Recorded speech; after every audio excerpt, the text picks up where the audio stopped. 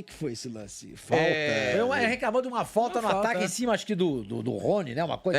E aí ele correr, dignidade, intensidade, hoje é o básico no futebol. Então a questão, Sormani, não é, o time ontem pelo menos você foi vice-campeão. Pela Colômbia, se fosse pelo Brasil, tudo bem. Não, e nem campeão você foi. Fala nação, sejam muito bem-vindos mais uma vez aqui, galera, ao nosso canal Mundo Fla React, sempre trazendo aí conteúdos diários aqui para vocês sobre o Flamengo.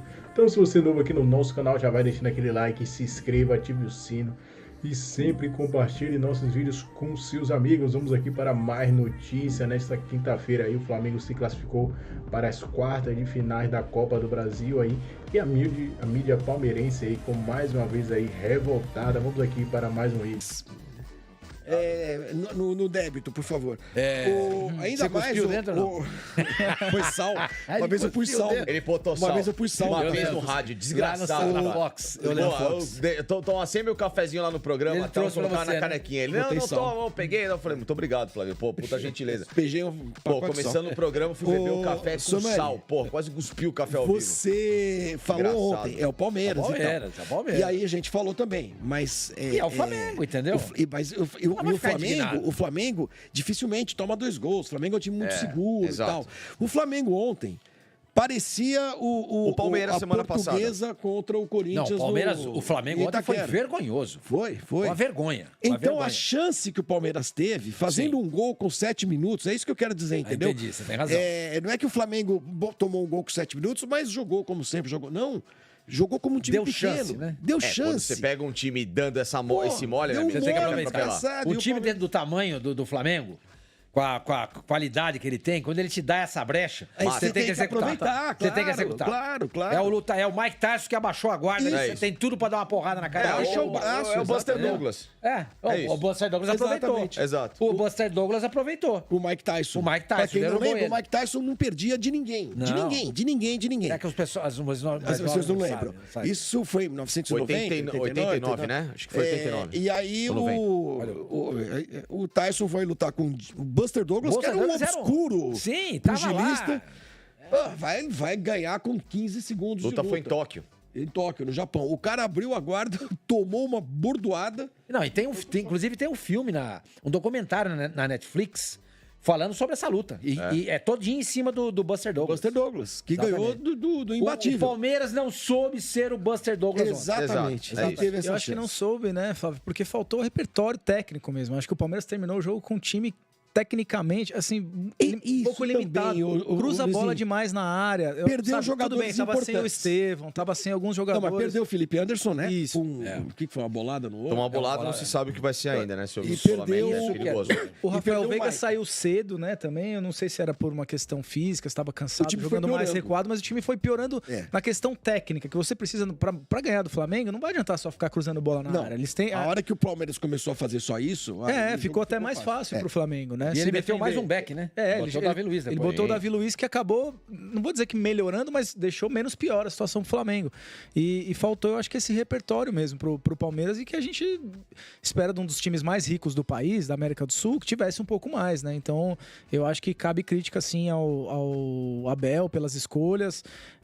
O Rony até fez um bom primeiro tempo ontem, né? Mas aí chega nesses lances, é o que eu tô dizendo, falta um pouco de refinamento técnico. É uma coisa que o Palmeiras, nesse momento do campeonato, precisaria mais, né? Mas eu falei ontem, Luiz, falta um craque nesse Falta um craque. Que foi o Endrick no ano passado, apesar da juventude e tudo mais, que era o Dudu em geral, né? Mas o Dudu não entrou ontem. Não entrou. Não entrou. Eu achei um erro tanto do Abel de não pôr o Dudu, quanto do Tite de não botar o Gabigol, porque são jogadores que crescem nesses momentos, né? Que tiveram esse episódio recente de talvez sair, inclusive, um pro outro lado, né? Eu acho que eles iam entrar super motivados e na parte técnica, o Dudu sobra nesse time do Palmeiras. E faltou essa lucidez, essa capacidade de um drible, um chute, um cruzamento diferente, né?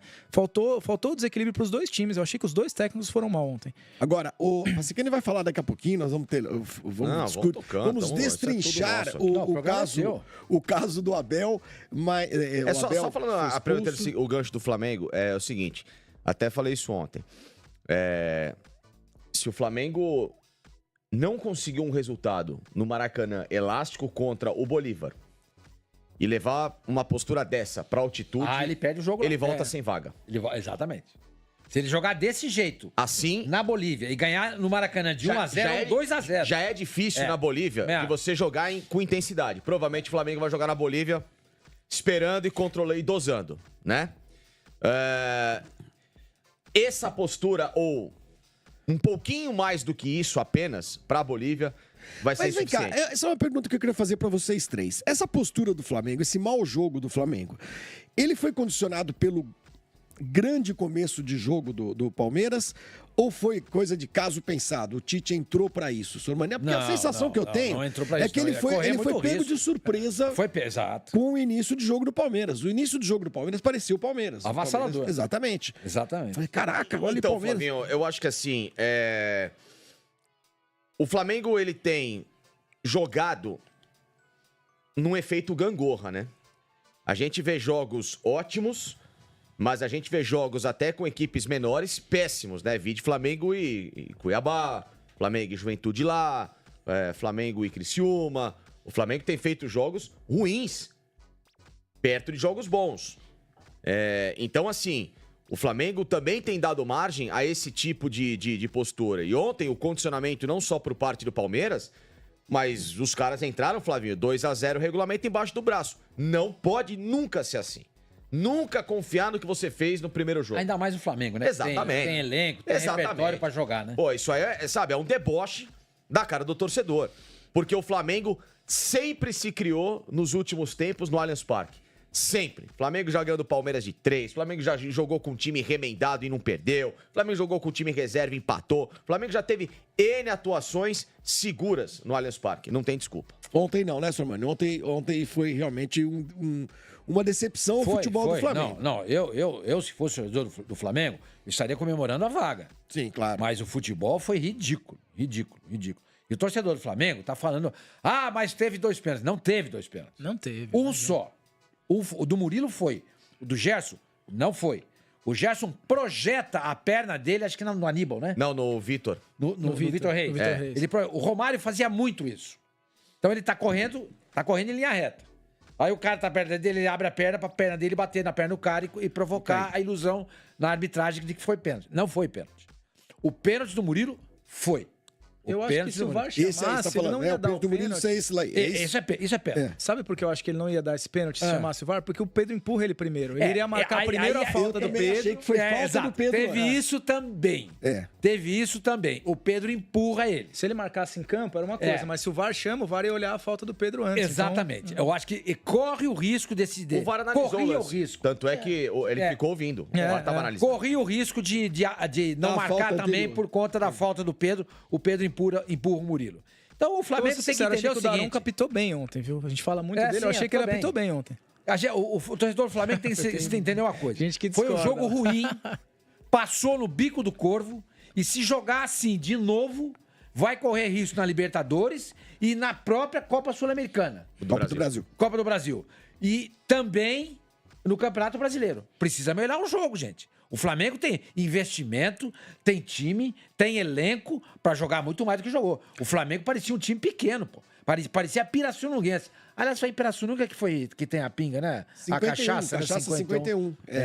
Ela é em homenagem ao Mundial de 51. Ao Mundial de 51 do Palmeiras. Só bêbado mesmo pra achar que ganhou. É a única forma de achar que ganhou o campeonato. Cara, viu um monte de joguinho lá pra Palmeiras e Bom Sucesso. Quer dizer que pra você enxergar aquele Mundial, você precisa tomar uma cachaça de 51. Com a 51. Aí você vai campeão, Mundial. Aí você consegue enxergar o jogo. Aí você vê o título. Agora essa foi a lógica que norteou o batismo. Mas é isso. Brincadeiras à parte, o Flamengo foi um fiasco ontem. Um fiasco. Não jogou nada. Não jogou nada. Absoluto. Agora, é claro, Dela Cruz fez muita falta. Óbvio. Falar isso. Até porque o Alan... Entrou o Alan. É um jogador que não tem nível pra jogar em cima do Flamengo. Né? Não tem.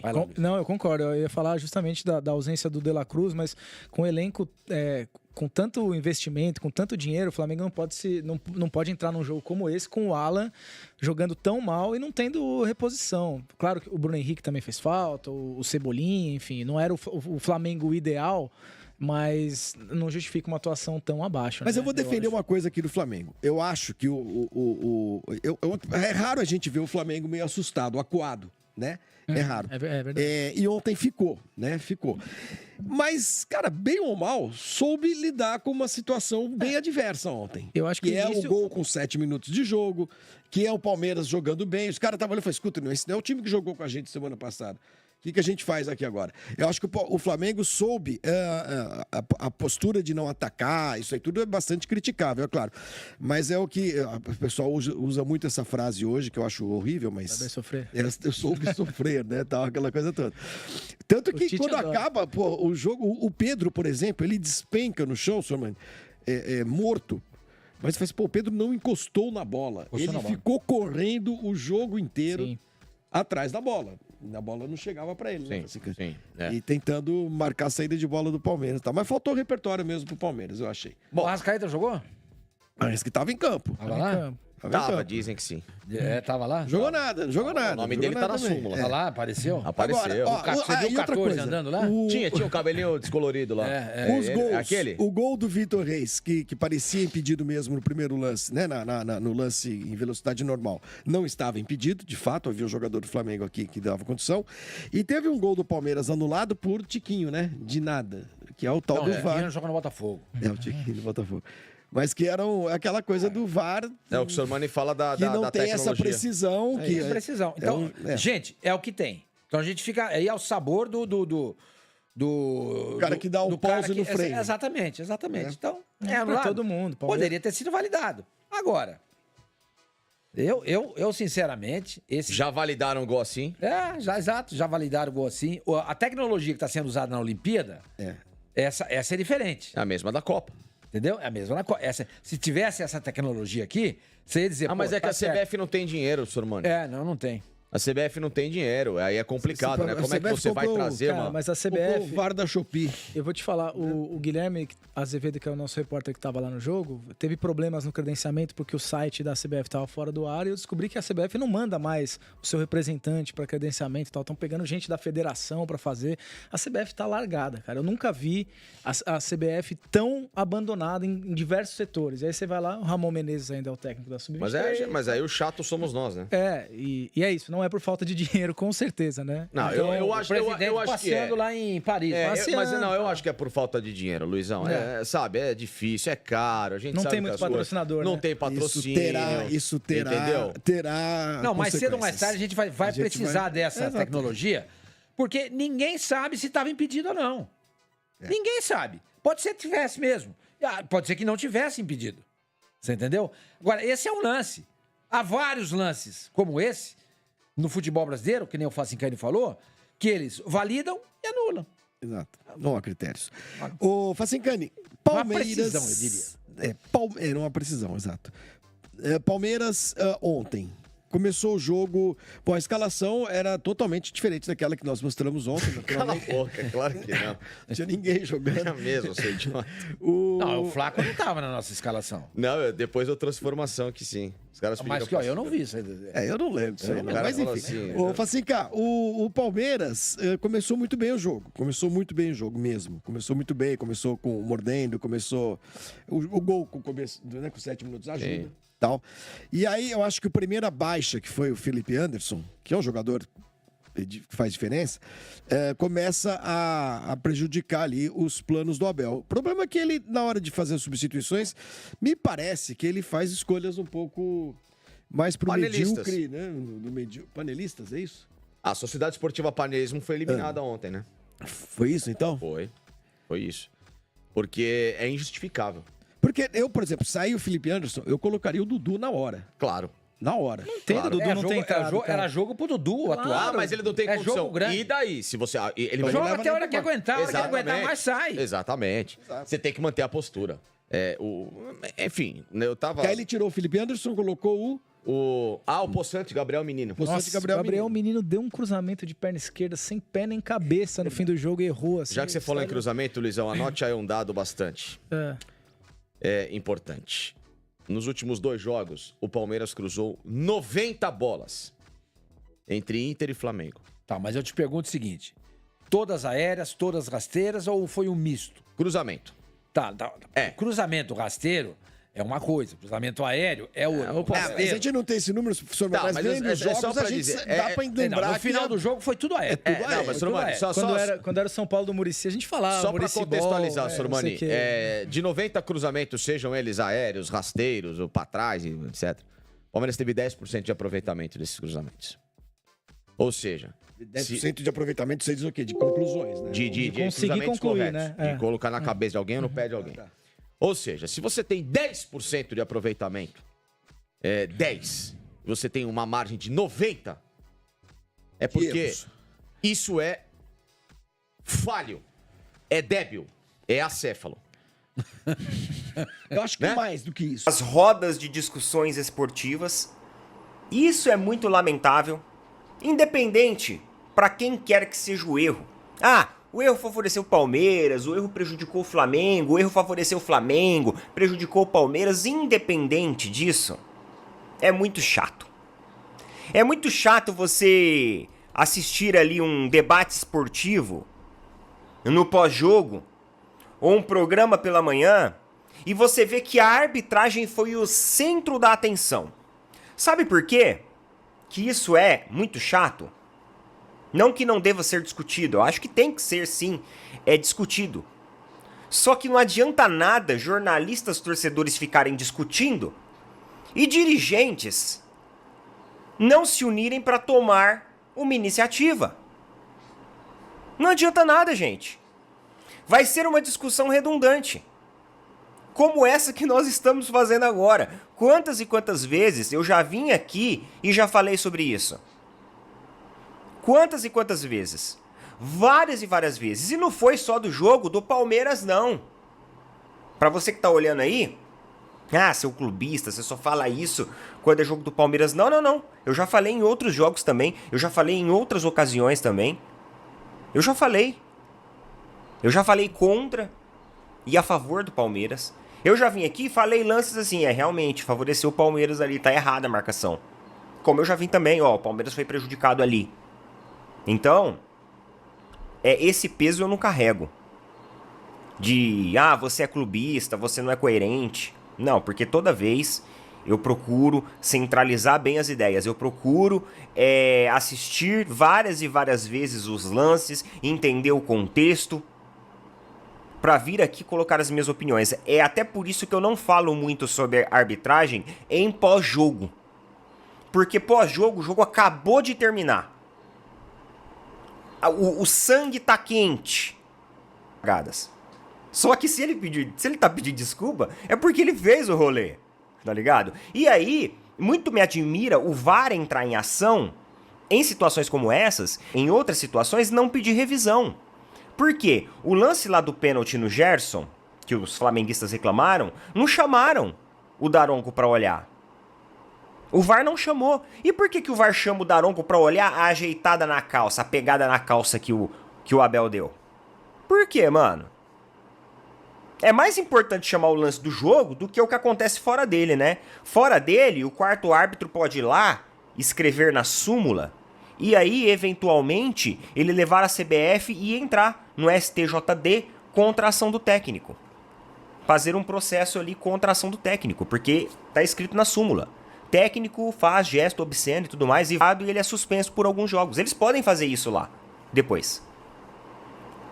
Agora, o VAR entra na hora que não precisa necessariamente entrar, e na hora que precisa de uma análise mais assintosa, não faz.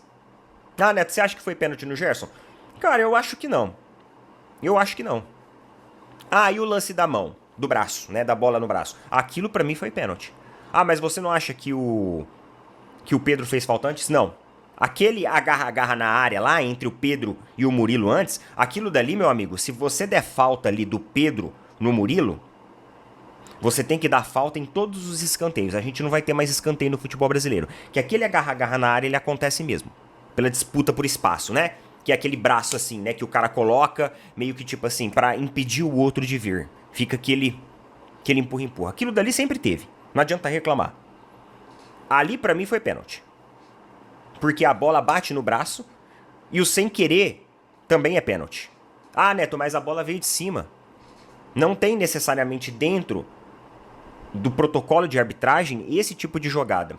Mas ela desvia a trajetória, porque a bola até então ia cair no centro dos dois jogadores e eventualmente o Pedro poderia ter o domínio, assim como o Murilo também poderia ter o domínio, mas eles iam disputar essa bola. E ali eles foram impedidos de disputar a bola, porque a bola bateu no braço. Ah, pô, mas que azar, a bola veio de cima e bateu no braço. Exatamente, ó, azar, mas bateu. Vocês acham que o Luan, quando era zagueiro do Palmeiras, fazia pênalti porque queria? Não, é porque é sem querer, mas o sem querer também é pênalti. É isso. Ah, mas nossa, que azar. Mas isso. O futebol é feito de sorte e de azar. Às vezes vamos ter sorte de uma bola na trave, às vezes vamos ter o azar de uma bola no braço de um jogador nosso. E um pênalti. Então, pra mim, aquilo é mais pênalti do que o primeiro lance lá com o Gerson. O lance com o Gerson ainda é discutível e poderia ter chamado o árbitro pra uma revisão. Ah, Neto, mas se chama o árbitro pra uma revisão, o árbitro provavelmente vai dar o pênalti. Tendencia porque a arbitragem no Brasil é fraca. Porque se o árbitro é profissional e tem personalidade própria, ele toma a própria decisão baseada naquilo que ele tá vendo. Agora, por que chamou a ajeitada na calça do Abel e não chamou lances como esses? É isso que eu questiono. Então, galera, é lamentável a situação do VAR no Brasil. Lamentável mesmo. E é aquilo, uma hora nós vamos estar do lado que vai ser favorecido pelo erro, outra hora nós vamos estar do lado que vai ser prejudicado. O problema é que as pessoas tendem a reclamar quando elas são prejudicadas. Quando elas são favorecidas, elas não discutem o lance. A hora que os dirigentes, diretores brasileiros começarem a discutir os lances que prejudiquem as outras equipes, aí o futebol vai começar a mudar. Aí talvez sim os dirigentes irão se unir e cobrar da CBF melhores estruturas, melhores profissionais, melhores tomadas de decisões, melhores tecnologias. Beleza? Então fica aí a minha opinião. Da Copa do Brasil entrou com as fraldas cheias no Maracanã e hoje simplesmente amargou esse resultado. O fato de ter ido com a fralda cheia no Maracanã, sem atacante, nos levou a ser eliminado da Copa do Brasil. Infelizmente, foi o que aconteceu hoje. Deixa eu ver se meu som tá bom. Tá bom. Infelizmente, o Palmeiras tá eliminado. Faltou jogar no Maracanã, Abel. Faltou jogar no Maracanã. E esse VAR de hoje, pra mim é lamentável. Não dá pra dizer se foi impedimento ou não, mas não dá, é inconclusivo. Você pode dar o que você quiser naquele VAR do Flaco Lopes, o que quiser. Podia dar a favor, dar contra, podia dar em cima da linha. É uma vergonha esse VAR, mas nem quero colocar. O Palmeiras é eliminado por conta de ter jogado lá no Rio de Janeiro, entregue o campeonato, entregue a Copa do Brasil pro Flamengo. Por que não jogou pelo menos metade do que jogou no Allianz Parque? Metade do que jogou no Allianz Parque teria classificado o Palmeiras. Não, foi com as fraldas cheias pro Rio, como o Flamengo veio também com as fraldas cheias pro Allianz, não querendo o jogo. Ou seja, o Tite e o Abel são dois treinadores iguais, dois retranqueiros, inimigos da bola que não gostam de futebol. Agora o VAR hoje prejudicou o Palmeiras. Porque não é porque ali pode dar qualquer coisa, Karine e Juninho. Qualquer coisa poderia dar ali. Qualquer coisa. O Palmeiras foi prejudicado hoje, poderia ter saído vencido, mas perdeu. Não foi hoje a classificação. Perdeu no Maracanã, quando o Abel entrou com a sorda cheia e falta atacante no Palmeiras. Falta atacante. Quando a bola sobra lá, esse Flaco Lopes sempre tá impedido, o Rony também. Não dá. Flaco Lopes e Rony, juntos os dois, não dá 0,25 no centroavante, viu, Juninho e Karine? É lamentável. Eu não sei o que dizer de verdade.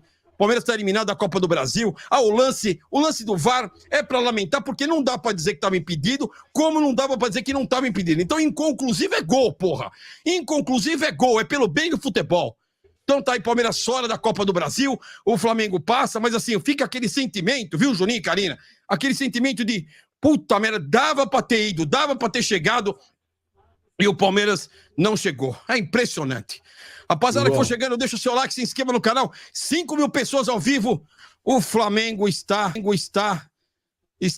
passou, né? Está nas quartas de final da Copa do Brasil e nós estamos eliminados. É terrível, Juninho, é terrível. Eu não aceito não, Juninho. O Palmeiras não poderia ter uma postura bunda mole que teve no Rio de Janeiro. Tá aí classificado, o Flamengo, que não jogou nada, o Flamengo aqui também, e o Palmeiras tá fora da Copa do Brasil. É lamentável, Palmeiras... eu fico puto, Juninho. Não era pra ter saído dessa forma como saiu aqui. Vai lá, Juninho, Karina, daqui a pouco tem convidado aqui na Turma do Amendoim. A forma com que ele escolhe se proteger, mas ele é um cara altamente efetivo, né?